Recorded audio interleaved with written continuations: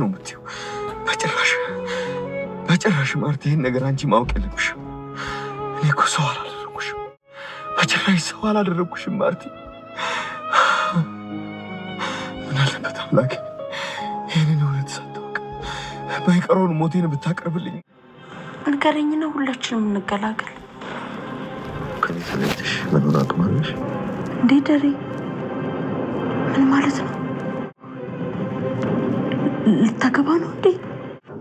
ሌላ ወጣት ሴት መውለድ የምትችል ሌላ ሴት ልታገባ ነው?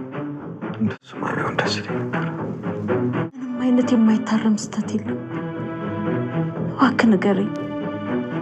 ጨለማውን አታስረዝምብኝ። አልነግርሽም ማርቲ፣ አልነግርሽም።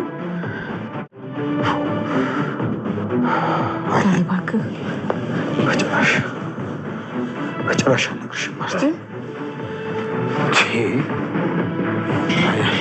አልነግርሽም። አቶ ደረጀ ወይዘሮ ማርታን እንግዲህ የሰራውን ስህተት ለመናገር ገና ሲያስብ የወይዘሮ ማርታ ምላሽ ምን እንደሆነ ምን ሊሆን ይችላል ብሎ ገና በአእምሮ ሲያስበው ቀጥታ በሰከንዶች ውስጥ እሱን አጥፍታ እሷ ራሷንም እንደምታጠፋ ነው ራሱን እንግዲህ በአእምሮ እየመጣበት ያለው። በቃ ማለት መናገር አለብኝ ብሎ ነገሮችን በቃ በብዙ ነገር አስቦ አልሞ ለማድረግ ብዙ ርቀት ከሄደ ግን እንደገና መጥቶ ደግሞ በአእምሮ የሚበለጽበት ሀሳብ በጣም የሚገርምና በጣም የሚያስፈራ የሚያስደነግጥ ነው። በዛም አማካኝነት እንግዲህ ነገሮችን ላለመናገር የባስ ጭንቀቱን እየጨመረበት ይሏል ማለት ነው ቤተሰቦቻችን። ምክንያቱም እንግዲህ አቶ ደረጀ ይሄ ጭንቀት ከጀመረው ዋልደር ብሎ ሰነባብቷልም። እንግዲህ ብዙ ጊዜያቶችን አስቆጠረ፣ ብዙ እለታት፣ ብዙ ሳምንታት፣ ከዛም እንግዲህ ወደ ብዙ አመታትን ማለት ልንችል ነው ማለት ነው። እንግዲህ ዳጣ ከተወለደችበት ከ20 አመታት በፊት የተጀመረ ነገር በተለይ ዛን ሰዓት ቀላል ያየው ነገር አሁን ላይ እንግዲህ እንደምታዩት በጣም በከባዱ እና በኃይለኛው በሚባል ሁኔታ ለደረጀ በጣም ትልቅ ጭንቀትና ሀሳብ ሆኖበታል። በተለይ ደግሞ አሁን ላይ ባለው ሁኔታ በጣም በሚያሳስብና በጣም በሚያስፈራ ደረጃ ላይ ነው የሚገኘው። ይሄንንም ነገር ደግሞ የመጨረሻ ላይ ደርሷል። እውነት ለመናገር ወይዘሮ ማርታ አሁን ላይ ብዙ ነገሮችን እየጠረጠረች፣ ብዙ ነገሮችን እያሰበች፣ ብዙ ነገሮችን እያየች እያስተዋለች ነው የምትገኘው። ግን ቢሆንም አቶ ደረጀ ይሄን ነገር ስቲል በዚህ ሁኔታ ውስጥ ሆኖ እንኳን ምንም አይነት ነገር መናገርም ሆነ ማየትም አልፈለገም። ይሄ ደግሞ በጣም ከባድ አድርጎታል ማለት ነው። አቶ ደረጀ ነገር መናገር በጭራሽ አልፈለገም። ምክንያቱም በቃ ወይዘሮ ማርታ ልክ ይሄን ነገር በነገራት ቅጽበት ወይም ደግሞ ይሄን ነገር እሱ ለመናገር አስቦ ይሄን ቃላት ካንደበቱ በሚያወጣበት ቅጽበት ላይ ወይዘሮ ማርታ ለጋሽ ደረጀ የምታሳየው ሪአክሽን ወይም ደግሞ የምትሰጠው አምላሽ ነገር በጣም ከአእምሮ በላይ ሆኖበት ዘግንኖታል ማለት ነው ቤተሰቦቻችን። እሱ ነገር ደግሞ በጣም ከባድ ነገር ስለሆነበት ቀጥታ አሁን በቃ ላለመናገር ነገሮችን ላለመናገር በፍጹም ካንደበቱ መውጣት እንደሌለበት ነው ውስጡ ህሊናው እየነገረው የሚገኘው። በእርግጥ መናገሩ መልካም ነበር። በተለይ ከሰው አሁን ላይ ወይዘሮ ማርታ በነገራችን ላይ ብዙ ነገሮችን ተጠራጥራለች። በቃ ተጠራጥራለች ብቻ ሳይሆን በቃ ከምታዩም ብዙ ነገሮችን ከምታያቸው አንፃር በጣም ከባድ እና ብዙ የሚባሉ እንትኖችን እያየች ሪአክሽኑን እያየች ነው የምትገኘው ጋሽ ደረጀ ላይ። ከዛ ባለፈ ደግሞ እንግዲህ አብጌል በተለይ ሰው መዘጋቷ አብጌል የሆነ ሚስጥር እንዳየች እና ሰላም ደግሞ ብዙ ነገሮችን የሆነ የደበቀችው ነገር እንዳለ እየተሰማት ነው የሚገኘው። እንግዲህ አቶ ደረጀም ለመናገር በጣም ፈርቷል። በጭራሽ አልነግርሽም እንግዲህ ንገረኝና ደሬ በቃ እንገላገል፣ አንተም ተገላገል እኔም ልገላገል፣ በጭንቀት ለምን እስከመቼ እያለችው ነበር ነው ወይዘሮ ማርታ።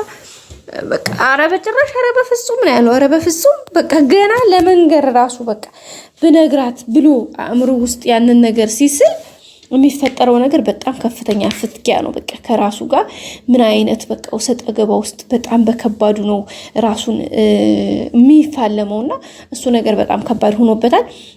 እንግዲህ ራሱንም ለማጥፋት እንዲሁ በቃ ብዙ ነገሮች ሞክሮ ነበረ። ግን ያው ደግሞ ሌላ እንትን እንደሚኖረው ስለገባው ያን ነገር ማድረግ አልፈለገም። ግን በጣም ከባድ ነው በእውነት ለመናገር በጣም ይሄ በማይባል መልኩ በጣም ከባድ ሪስክ ውስጥ ነው የሚገኘው።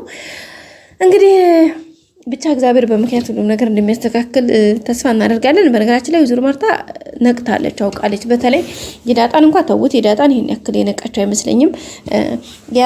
የሰላምን ግን የልጇን አባት ነቅታለች። ኧረ ሰላም እንደዛ አታደርገኝም፣ እንደ የጠረጠርኩት ነገር ሆኖ እንዳይሆን። እንግዲህ ናታንንም ደግሞ ሰላም የሰጠችህ ደብዳቤ ምንድን ነው? አብጌ ላይ ያየሽው ነገር ምስጢር ምንድን ነው ብሎ ብላው ነበርና ናታንም እንግዲህ ሀረም አያላየሁትም እሷ ነች ያየችው እንጂ ያላየሁትም ነው ያላት። ገባችሁ አይደለ? እና እሱ ነገር ደግሞ በጣም ከባድ አድርጎታል ቤተሰቦቻችን። እና በቃ በጣም ነው ከባድ ከምለው በላይ ነው እንግዲህ ከምላችሁ በላይ ነው ከባድ የሆነው። ያ ማለት ወይዘሮ ማርታ አብጌል የሆነ ምስጢር እንደያዘች ታውቃለች። የተዘጋባትም የተያዘችም ለዛ ነው። እንግዲህ አብጌልም ደግሞ ያው በቃ ለመውጣት ነው ራሷን እየተፋለመች የምትገኘው። ርዋት ጠምቷት እንኳ የሰጣትን ምግብ እንደዛ አድርጋ እያለች እየበላች እማዬን ጥራልኝ፣ በቃ እማዬን ጥራልኝ፣ የምነግራት ነገር አለኝ ነው እያለች የነበረው። ምን ልትነግሪያት ነው ምናምን ስላት አይ እፈልጋታለሁ በቃ የምነግራት ነገር።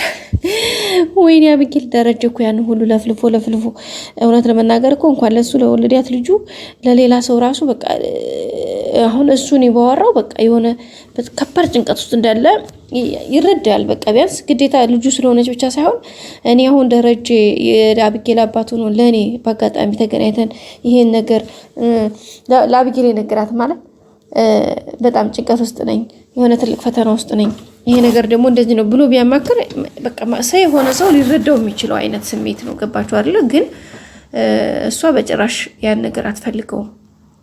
ገብታችኋል አይደለ? እና ቤተሰቦቻችን በጣም ከባድ ነው። በቃ ኃይለኛ ፊልሚያ ነው ጋይስ፣ ኃይለኛ ፊልሚያ። በቃ አሁን ከአእምሮዋ ጋር ከህሊናዋ ጋር በጣም ሰጣ ገባ ውስጥ ነች። በጣም ነው የምላችሁ በሰጣ ገባ ውስጥ በቃ በጣም ትፋለማለች ከራሷ ጋር እና በጣም ከባድ ነው። ደረጀም ነገር የብትለው እንግዲህ ቢባል እሱም በቃ ማለት ሊነግራት ያስብና እንዳልኳችሁ አእምሮ የሚመጣው ነገር በጣም ከባድ ስለሆነ ማለት ነው። እንግዲህ በሆነ ምክንያት የነገር ፈንዲቶ ሁሉም ነገር መስመር እንደሚይዝ ተስፋ እናደርጋለን። ሌላው ናታንና ዳጣ አሪፍ የፍቅር ጊዜ እያሳለፉ ነው። በቃ በጣም ደስ የሚል የፍቅር ህይወትን በቃ እንጆይ እያደረጉ ነው። ላይፋቸውን አሪፍ የፍቅር እንጆይ እያደረጉ ነው። እንግዲህ ዳጣ ለአባዬ መናገር አለብህ ብለዋለች ናታንን። እንዴ ዳጣ ነው ወድጃታለሁኝ ብዬ እንዴት እናገራለሁኝ እያለ ነበርና እንዴ እኔን በማፍቀርህ እኔ በመውደድህ እንዴት ልታፍር ቻልክ? እኔ በጣም አፍራለሁ ፈራለሁ ሲላት እንዴ እኔ ማሳፍር ነኝ እንዴ?